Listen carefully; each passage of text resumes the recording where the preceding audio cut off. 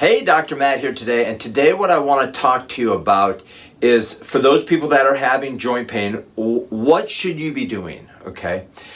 Too often I find people that come into our office and the order of treatment that they're taking is completely upside down. And it's really leading to this chronic degeneration, chronic pain, chronic issues that people are dealing with today. And then people are getting frustrated because they're not getting better. They're continually having to deal with the pain, the inflammation. They're seeing the quality of their life go down. They're seeing the function within their body and the things that they were able to do when they were younger continue to drop. So we want to flip the thinking on this so we can start to get to the root cause of the problem.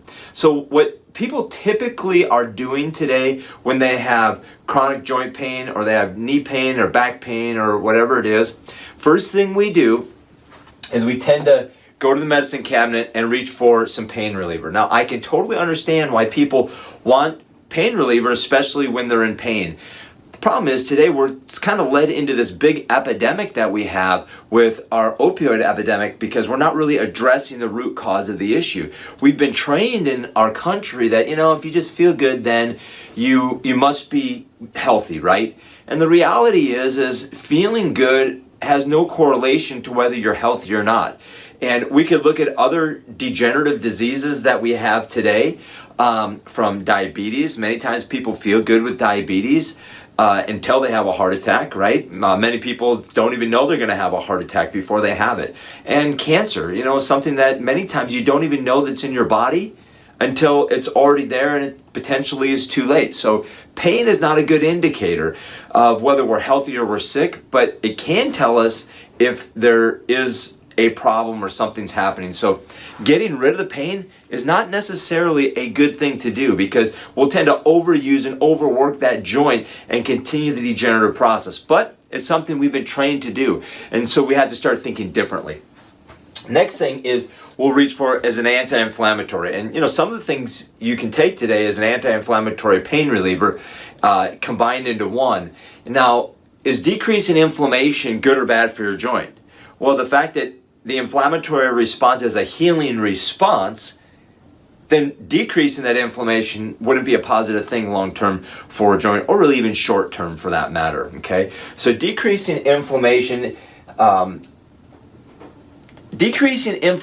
not getting to the root cause of the problem is the problem in and of itself. Many times the pain doesn't go away long term when you just rely on the pain relievers or the anti-inflammatory. So this leads people to going to see their primary care doctor or maybe an orthopedic. Many times people get a cortisone injection then at this point. And what I can tell you is if you have musculoskeletal conditions, you should absolutely try to avoid cortisone injections at all costs. Why? Well, one is it weakens muscles, tendons, and ligaments. Those are the things that help to support your joint. And when you don't have that proper support and stability, arthritis develops faster than ever before. So cortisone will increase the rate of arthritis developing in that joint and really speed you up towards getting a joint replacement and having surgery. Now, this was actually reported in the AMA. The AMA did a study. They took 140 people.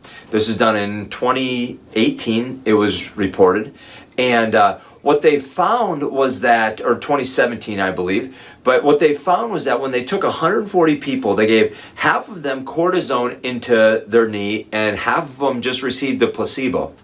At the end of the 2-year study, they found that degeneration was 2.5 times more inside the joint with cortisone than doing nothing at all. So cortisone is not all it's made out to be. Will it help you get out of pain? Absolutely. But that's not your problem. The problem is there is something happening within the joint that's accelerating the degeneration that you need to get to the root cause of, which we're going to talk about. Then, once people go through all of these, okay, they address all of this stuff first, which is just for pain and inflammation and not getting to the root cause. Then many times people will go to a physical therapist or they'll go to a chiropractor.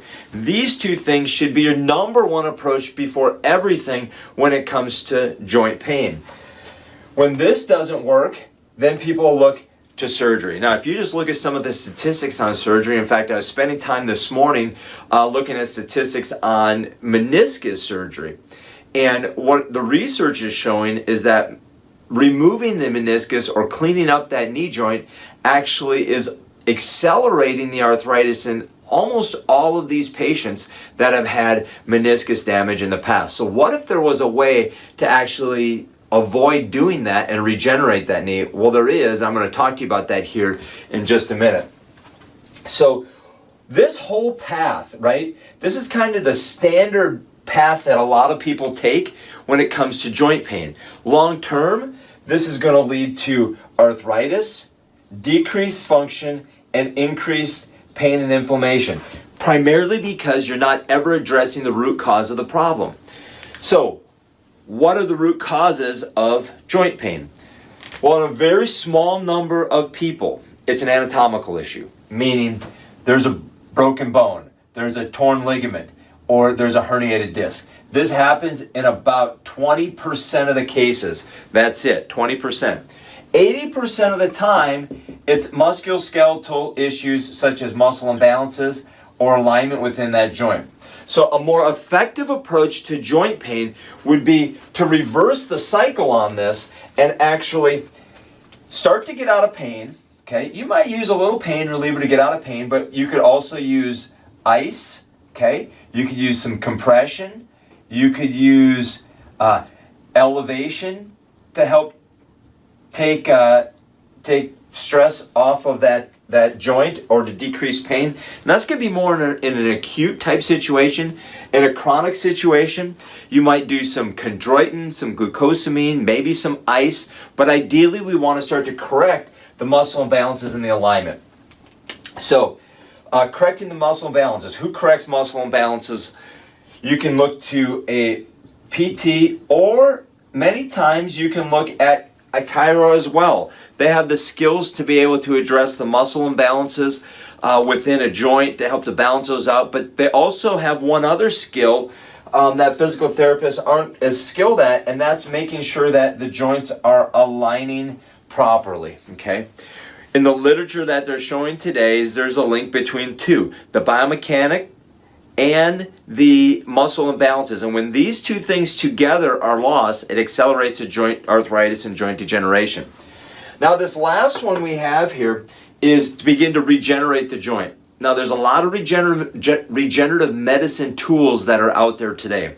One in particular, actually I'm going to talk about three. So the first one I want to talk about is PRP. PRP is actually drawn from your own body. This is where we take growth factors, cytokines, proteins that are pulled out of your own blood, filtered down, and then re-injected back into the injured area.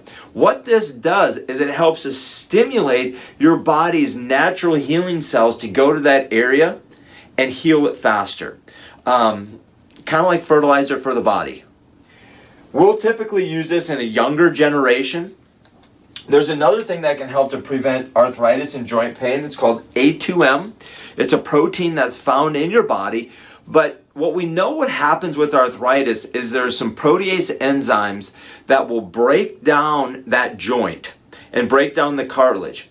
And so A2M is a protein that's found in the body that can be isolated out of the blood and re-injected back into the joints, and it stabilizes or kind of removes those proteases that break down the joint and slows that arthritic degeneration from happening. The last thing we want to talk about is stem cells. Stem cells are having a huge impact in people today, and it's also the ability to regenerate the joint and turn back the clock of time. So, at LifeWorks, we focus on the flip of everything, okay? Is getting to the root cause first, and then be able to heal the body and regenerate the body as much as we possibly can. Now, is there a time and there a place where we might have to get it to surgery? We might have to get to that point? Absolutely, right? That might happen. But many times surgery is only in about 10% of the cases that are out there. And these are more the traumatic cases that are out there.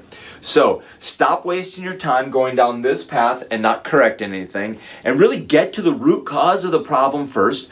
Our joint program here at LifeWorks focuses specifically on correcting those things. And the great thing about it is that it's all under one roof. So you don't have to go to a physical therapist someplace and then go to chiropractic someplace and then go get regenerative medicine at another place. It's all under one roof. And that's kind of what we've been able to develop here at LifeWorks to help people get to the root cause of their joint pain.